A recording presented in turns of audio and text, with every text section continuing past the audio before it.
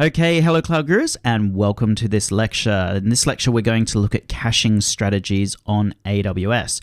So going into the exam, you're going to need to know which services have caching capabilities.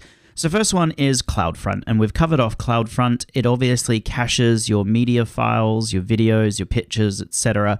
at edge locations near your end user. API Gateway also has caching functionality. We will cover API Gateway off in more detail in another section of the course, but just for the purposes of now, I just want you to remember that it does have caching capabilities. Elasticache, obviously, is a caching service, and it consists of either Memcached and Redis, so that has caching capabilities. And then DynamoDB Accelerator, or DAX, can also cache within DynamoDB, giving you much faster results. So I want you to take a look at a typical architecture. So we've got our user, and they're hitting CloudFront, and CloudFront is basically caching the origin. So the origin could be an S3 bucket, it could be EC2, it could be an application load balancer with EC2 instances behind it, it could be Route 53, etc., etc. So that is a very straightforward architecture of caching. Another more complicated one might be where you've got CloudFront. It's providing some caching capabilities. It then hits API Gateway, and like I said, we will cover this off in more detail later on in the course.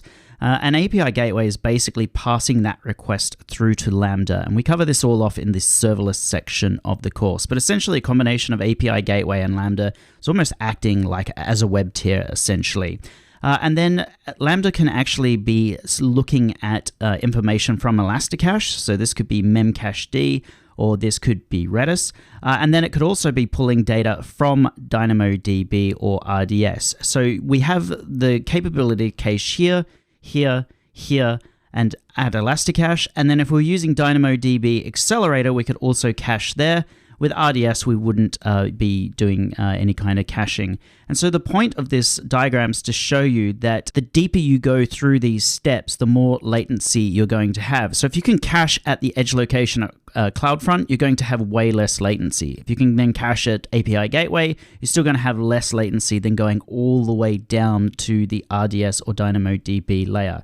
So the more caching you put in front, the lower your latency is for your end user. So that's it really. Just remember going into your exam that caching is a balancing act between up-to-date, accurate information and latency. And we can use the following services to cache on AWS, so CloudFront, API Gateway, Elasticache, which is Memcached and Redis, as well as DynamoDB Accelerator.